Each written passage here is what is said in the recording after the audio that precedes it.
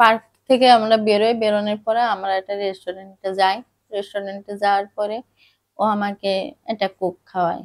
তো কোক খাওয়ানোর পরে আমার কেমন জানি একটা লাগে, আমার মাথা টাথা আহ, ই চোখ মুখ আন্দাজ দিয়ে আমি কেমন জানি একটা হয়ে গেছি, সেন্সলেস না কি বলে এটা হয়ে গেছি, মানে জ্ঞান হারাই ফেলছি।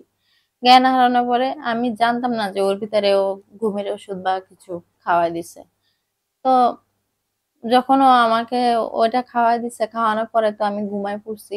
আমি ঘুমানোর পরে তখন ও আম, আমার কাছ থেকে আমার এই গায়ের যত গহনাগাটি যত যা ছিল সবকিছু, মানে ও খুলে নিয়ে যায়।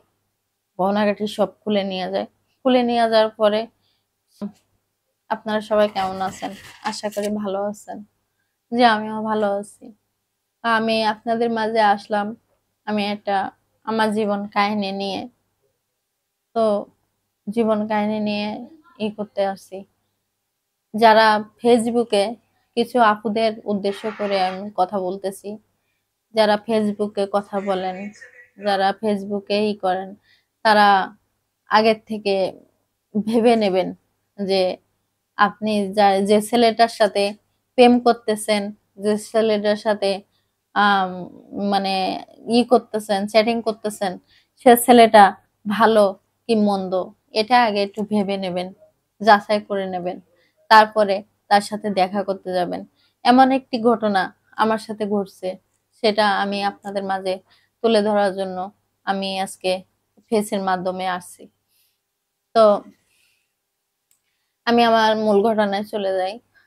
আমি একটা বড় লোকের মেয়ে। আমি আমার কোনো ভাই বোন নাই। আমি একাই এক বাপের এক জি। তো আমি যখন করি, আমি এরকম ফেসবুকে, আমি কলেজে পড়ালেখা করি, তখন আমার ফেসবুকে একটা ছেলের সাথে পরিচয় হয়। তো পরিচয় হওয়ার পরে ফেসবুকে ওর সাথে আমার চ্যাটিং হয়, ওর সাথে হয়। কিন্তু তাকে আমি কখনো দেখি না, এমনকি ভিডিও কল দিলেও ও কখনো ভিডিও কলে আসে না আমার সামনে। এভাবে এভাবে সেটিং করি করি, এরকম করতে করতে ও কত মিষ্টি মিষ্টি কথা বলে, কত করে যে তোমার সাথে আমি করব, তোমার সাথে করব। কিন্তু আমার জানা ছিল না যে এই ছেলেটা এতটা খারাপ হতে পারে। ঠিক আছে, তার জন্য আমি আমি এরকম ওর সাথে কথা বলতাম, ভালোভাবে কথা বলতাম।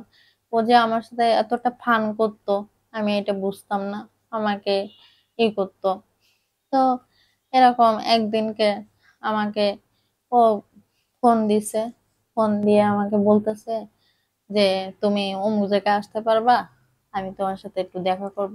তখন আমি বলতেছি কি যে না, আজকে আমি পারবো না, কারণ আজকে আমার বাড়িতে মেহমান আসছে, আমি আজকে পারবো না, আমি আরেকদিন যাব। তো এই কথা বলার পরে তখন ওইভাবে থাকলো। এভাবে ওর সাথে আমি কথা বলি, এরকম করে রোমান্স করে কথা বলি। কথা বলতে বলতে কিছু মাস কেটে গেল। কেটে যাওয়ার পরে একদিনকে আমি আমি এরকম, ও নাকি আমাকে দেখছে, আমি যখন বাইরে যেতাম তখন ও নাকি আমাকে দেখতো, কিন্তু আমি ওকে কখনো দেখি নাই এরকম। তো একদিন ও কি করে আমাকে ওর এখানে, মানে ফোন দেয়, আমার ফোনে ফোন দেয়, ফোন দিয়ে কথা বলে, ওর এখানে যেতে বলে। তা আমাকে যখন যেতে বলে তখন আমি বল যে আচ্ছা ঠিক আছে, আমি যাব। তো কোথায় যেতে হবে আপনি আমাকে বলেন। তখন বলে যে আচ্ছা ঠিক আছে, তুমি অমুক জায়গা আসো, একটা নির্জল জায়গা, যেখানে কোনো সারা শব্দ কিচ্ছু নাই, কোনো একটা মানুষ যায় না, এমন জায়গা আমাকে যেতে বলছে। তখন আমি যখন গেছি, আমি যাওয়ার পরে তখন ও আমার সাথে ভালোভাবে, মানে এমনি ভালোভাবে কথা বললো, কথা বলে আমার কাছে আসলো। আসার পরে আমার ওদিনকে আমার সর্বস্ব সব লুটে নিল। আপনারা আবার মাইন্ড করবেন না, আমি কিন্তু মাইন্ডের কোনো কথা বলতেছি না। মানে সর্বস্ব লুটে নিল, মানে ও একটা ধান্দা বাজলো। ঠিক আছে। তো আমার আমার গায়ে যত পোশাক ছিল, মানে আমার গায়ে যত গহনা ছিল, আমার হাতে ব্রেসলেট ছিল, ঘড়ি ছিল, সোনার। পার্ক থেকে আমরা বেরোনোর পরে আমরা একটা রেস্টুরেন্টে যাই। রেস্টুরেন্টে যাওয়ার পরে ও আমাকে একটা কোক খাওয়ায়। তো কোক খাওয়ানোর পরে আমার কেমন জানি একটা লাগে, আমার মাথা টাথা ই চোখ মুখ আন্দার দিয়ে আমি কেমন জানি একটা হয়ে গেছি, সেন্সলেস না কি বলে এটা হয়ে গেছি, মানে জ্ঞান হারাই ফেলছি। জ্ঞান হারানোর পরে আমি জানতাম না যে ওর ভিতরে ও ঘুমের ওষুধ বা কিছু খাওয়াই দিছে। তো যখন ও আমাকে ওইটা খাওয়াই দিছে, খাওয়ানোর পরে তো আমি ঘুমাই পড়ছি। আমি ঘুমানোর পরে তখন ও আহ, আমার কাছ থেকে আমার এই গায়ের যত গহনাগাটি যত যা ছিল সবকিছু, মানে ও খুলে নিয়ে যায়, গহনাগাটি সব খুলে নিয়ে যায়। খুলে নিয়ে যাওয়ার পরে সেই আমি এবার যখন জ্ঞান ফিরি তখন দেখি যে আমার পাশে কেউ নাই। আমি একটা রেস্টুরেন্টের ভিতরে আছি কিন্তু আমার পাশে কেউ নাই। পরবর্তীতে আমি ওইখান থেকে আসলাম।